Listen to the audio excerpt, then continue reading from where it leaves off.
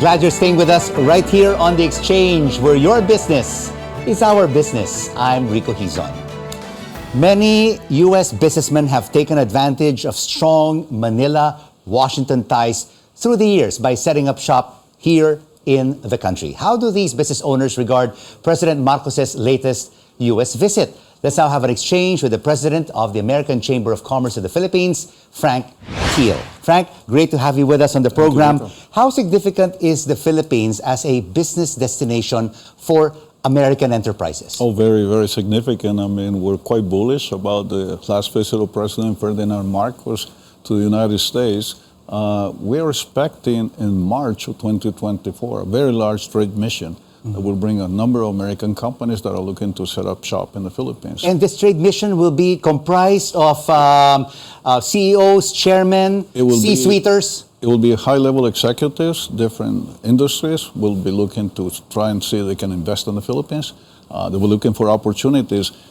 One thing that is very interesting to note, President Biden is actually directing the trade mission. He's going to be supporting, he's going to be organizing. It's what we have been led to understand. And of course, President Marcos Jr. has already been to the States 3 times in his first 18 months in the presidency and has already attracted a lot of investment pledges. The latest one was $672 million US dollars. Are we already seeing direct investments from these pledges? Not yet on the pledges, but the American companies have a very large presence in the Philippines already. We have the likes of JP Morgan, Microsoft, 3M, Procter & Gamble, Coca-Cola. These are very large companies and very large investments in the Philippines. We're hoping to see more investments. And I think we are going to be seeing more. More investments. A lot of large U.S. multinationals are here, but we need more of them to be able to create jobs for our kababayans, for the Filipino people. And of course, reduce the employment rate and increase growth targets for the country. Oh, absolutely. I mean, we believe that that is likely to happen. I think once the trade missions begin to come into the country, they'll see the wonderful opportunities that the Philippines can offer to companies that want to locate here. This country offers a lot of great opportunities and possibilities. I think American companies will be very interested in coming in. The relationship between the U.S. and the Philippines right now is an all-time high, super strong. We have an excellent ambassador in the Philippines. We have a great ambassador in Washington, D.C., Ambassador Romualdez. I think the relationship is probably at the strongest point that it has been in many, many years. A lot of good things are happening, especially under this Marcos Jr. presidency in terms of economic and political relationship between the Americans and the Philippines. Everything looks like it's all on the upside, but what is the downside? There are a lot of analysts and economists who are saying the problem is the ease of doing business. There's always a challenge of doing business in any country. Whether you do it in the United States, what you're going to do in the Philippines, where you're going to Vietnam, anywhere in the world you go. But you have to analyze the different countries and see what the positive side are, what the negative side are, and then try to manage that accordingly. We have had a presence in the Philippines for 23 years. We're quite bullish in the Philippines. We're looking to do more investments in the Philippines. Our company is very bullish about the Philippines. There are challenges, but there are also a lot of great opportunities. And a lot of these American companies that have been here for, if not for decades, but also maybe a century, are doing well here despite all the challenges. They're doing really great, and they're quite bullish about the Philippines, and they want to do more investments. And we would love to see more American companies come in the not too distant future. I mean, we may see additional energy companies coming in. President Marcos was able to sign a nuclear agreement with the United States government that's going to open up the door for nuclear energy to come back to the Philippines. Meralco actually signed a memorandum of agreement with a company called Ultra Safe Nuclear to deploy the microreactor. All of those things are very positive steps, and I think that's going to bring additional investment into the Philippines. But what about additional investments, Frank, in manufacturing? Manufacturing is one of the weakest sectors here in the country, which has to be boosted. Oh, absolutely. I couldn't agree with you more on that, Rico. I mean, we need to improve the manufacturing sector. There are some challenges associated with that. Production costs in the Philippines are a bit high, in particular because of electricity rates.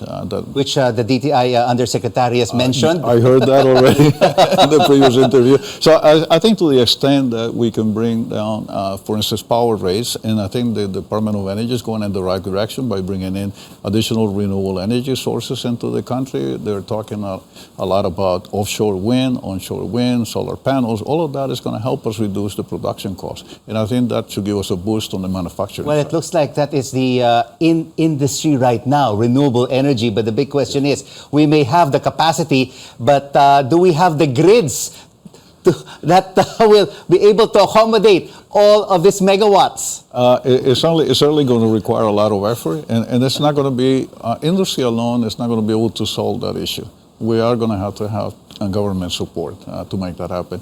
If you look at any country in the world, the biggest issue, the biggest Achilles heel on improving the power sector is always on transmission. The U.S. is facing exactly the same situation. So we will need that kind of support, and that kind of, the government needs to take, and they are taking a very leading role in terms of including additional transmission system in the network. It needs to be there. All right, many challenges. What about taxes and corruption?